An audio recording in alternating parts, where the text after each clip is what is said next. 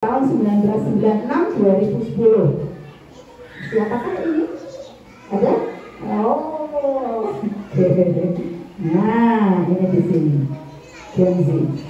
Ini sudah mulai ada digital native, lahir sudah ada teknologi, kemudian saluran TV sudah banyak, kemudian sudah ada HP dengan berbagai merek. Nah, disinilah generasi Alpha adalah anak-anak putra putrinya ibu yang sekolah di Ahmad Dahlan.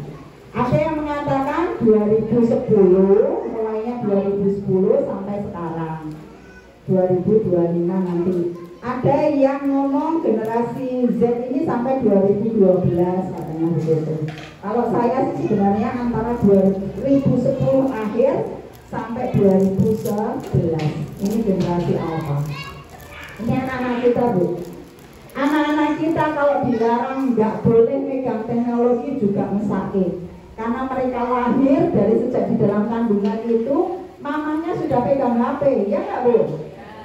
Nah, ketika kehamilan ini loh, ketika kehamilan generasi Alpha ini, mama-mama yang hamil itu kan sudah main HP kan? Nah, anak secara otomatis kayak bercermin, ya, kayak punya cermin. Ini mamaku pegang HP nih, ya, dia bercermin bahwa aku juga sudah kena HP di saat aku masih dalam kandungan. Bahkan ada yang nyetelkan pakai headset ditaruh di sini, ya nggak? Atau kalau enggak HP-nya ditaruh di perut, disetelkan murotal, kemudian musik klasik, begitu kan? Nah, anak secara nggak langsung dia sudah merasakan yang namanya teknologi. Begitu lahir, itu anak ini istilahnya sudah digital native. Ini karakternya. Dia sangat paham teknologi karena anak ini adalah anak digital native yang sudah ada teknologi. Kemudian anak-anak generasi Alpha ini cenderung kurang suka berbagi. Kalau sudah senang dia akan keep pegang sendiri dan sangat butuh waktu untuk bisa membagi barang apa yang dia suka kepada orang lain. Kemudian cenderung kurang suka dengan aturan. Bukan berarti kemudian orang tua, yos berarti kalau nggak suka aturan nggak usah dikasih aturan, tidak bisa. Justru dengan seperti ini anak generasi apa harus ada pendisiplinan yang jauh lebih ketat. Ya, kalau mau ngasih aturan harus ada sebab akibatnya. Kalau mama ngasih aturan, nggak ini nggak boleh ini ya, mesti anak generasi apa kan tanya, kenapa nggak boleh mah? Oh, bisa satu deh. Tanya lagi, kenapa begitu? Ya, itu ciri anak generasi apa? Beda sama zaman kita dulu, zaman saya dulu. Dikasih aturan manut, mau mantuk-mantuk diikuti. Generasi apa tidak bisa. Harus ada penjelasan yang lebih detail. Jadi kalau mama ngasih aturan, ayahnya ngasih aturan, si anak tanya, terus mama dan ayahnya bilang, pokoknya kudu begitu. Nggak ada yang namanya tanya-tanya. Itu berarti mama dan ayah sudah memotong potensinya anak yang memang dia logikanya bermain. Logika anak sekarang itu lagi berkembang dengan pesat, terutama anak generasi Alpha. Kemudian pola makan yang sudah berbeda, ya, tapi bukan berarti terus mama tidak memperkenalkan yang namanya sayuran. Anak generasi Alpha itu sangat sulit makan sayur, ya, karena apa? Makanan sekarang lebih variatif, spaghetti, geprek-geprekan, seblak, ya, terus pizza, steak. Steak itu yang dimakan juga bukan sayurnya yang rebusan, ayamnya kok tepungnya gitu. Sayurnya kasih mamanya, ya, gitu.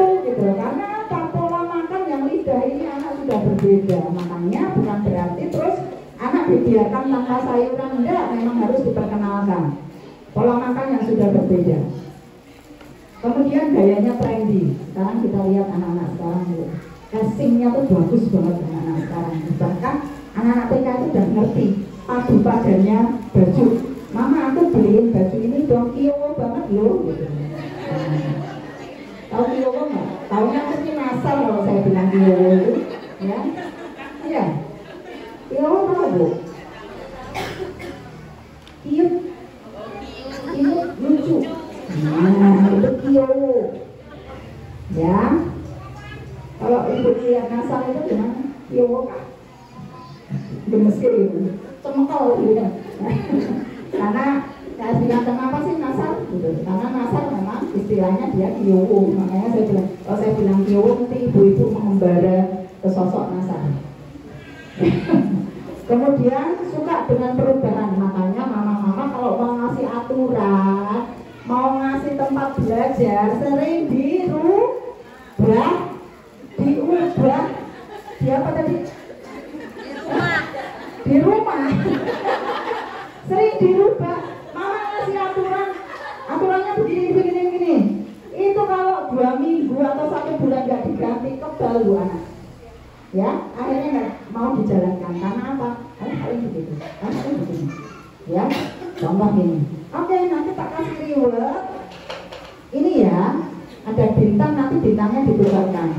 Mbok ibu 1 bulan kayak gitu, bosen anakku. Akhirnya ya bintang, nggak menantang. Awal-awal menantang, anak excited, tapi habis itu ya sudah. Makanya begitu juga tempat belajar. Ibu nyuruh anak belajar di depan TV matikan ya duduk. 3 hari Bu, anak sudah bisa bosan. Kasih tempat yang beda lagi, di teras, di kebun, gitu ya. Makanya tadi saya sempat mendengar anak TK itu belajar 5 menit terus kok narkotik. Mindset kita jangan seperti mindset zaman kita dulu. Belajar itu ya duduk manis, nggak boleh kemana-mana, pegang pensil nulis, ya mewarnai. Anak sekarang harus banyak praktek, ya. Kayak misalnya belajar mengenal huruf itu pun kalau saya dengan berbagai bentuk, misalnya kartu itu ada itu, nah itu, nah rumah pohon kayak gitu. Kemudian balapan, yuk cari huruf K, balapan itu diperlambat. Bu, kesel Bu, lah memang anak generasi apa belajarnya begitu, ya belajarnya harus begitu, nggak bisa dia harus duduk manis, nggak bisa.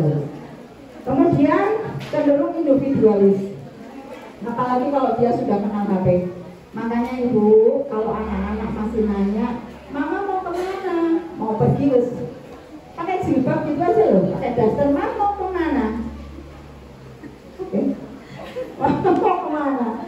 Dia sudah mulai tanya, kemudian aku ikut dia. Nikmati dulu Bu, hanya kemana-mana kok ikut, sudah nikmati, nanti sebentar lagi udah gak mau Bu, nikmati aja, ya. Nah, nanti kalau sudah mulai agak besar sedikit, ya dia mama aja, kemana? Ke pasar aja. Mau kemana tak aja yuk, mau belanja ke warung, ada. Nah, jadi nikmatin aja ya. Kalau masih buntut lah itu, ya dinikmati aja dulu ya. Oke. Kemudian pola asuh yang ideal untuk membersamai anak generasi apa ini?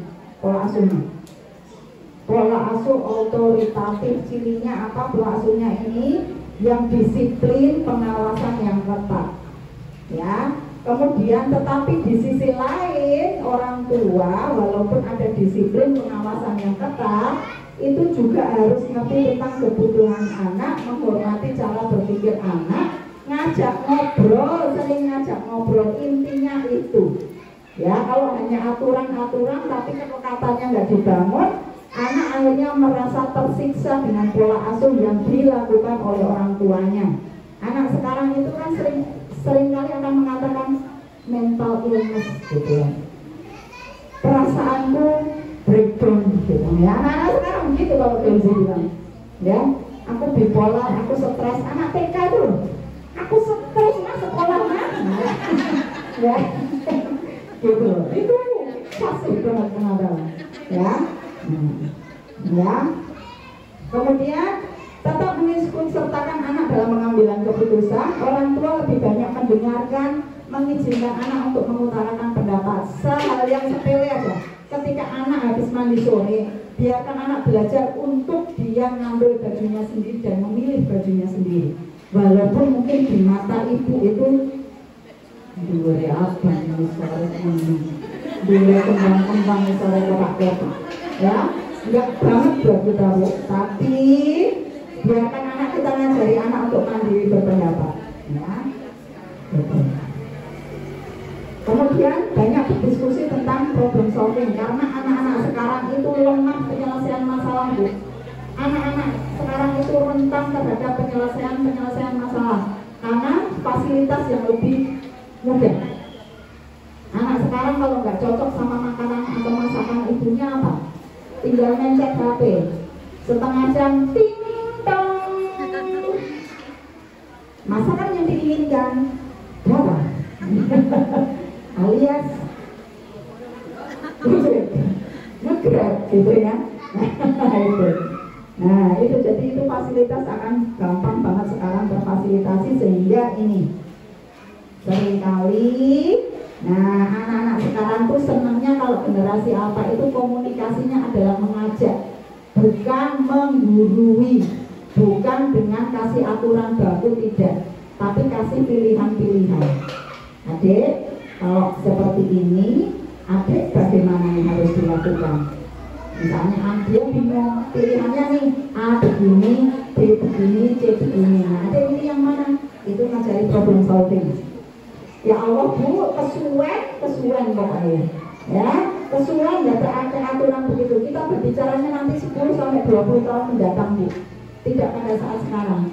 Tapi ketika kita berbicara 10 sampai 20 tahun mendatang, tantangan ke depan, Ibu pernah pikirkan belum? Suatu saat ketika kita sudah tua, nih anak bekerja, tenaganya anak itu sudah tidak lagi akan digantikan oleh robot. Ya, pernah nggak Ibu berpikir zaman kecil, pernah nggak berpikir seumben bakal ada sekolah online, seumben mungkin enek. Itu kan kita berbicara 20 tahun mendatang. Seumben enek HP, enek laptop, terus kemudian ada Zoom. Pernah berpikir begitu Bu? Enggak. Yang tahu-tahu kita melalui itu. Begitu juga anak besok itu sekarang sudah mesin semua. Kalau kita nggak